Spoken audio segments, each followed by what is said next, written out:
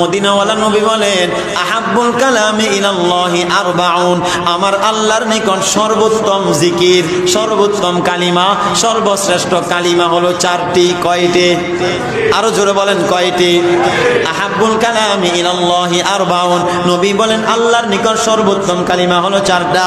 এক নাম্বার সুবহানাল্লাহ, দুই নাম্বার আলহামদুলিল্লাহ, তিন নাম্বার লা ইলাহা ইল্লাল্লাহ, চার নাম্বার আল্লাহু আকবার।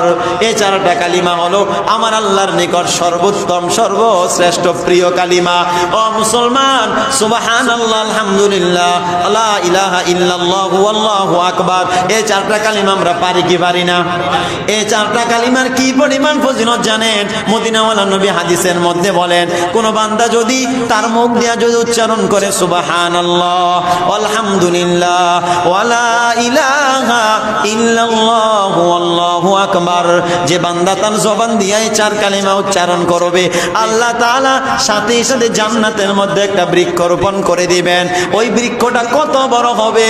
আল্লাহর নবী বলেন ওই বৃক্ষটা এত বড় হবে, একটা দ্রুতগামী ঘোড়া যদি 1000 বছর যদি ওই গাছের নিচে দিয়া দৌড়ায়, দৌড়াতে দৌড়াতে হাজার হাজার বছর অতিক্রম হয়ে যাবে, কিন্তু দৌড়ে ওই গাছের ছায়া আসে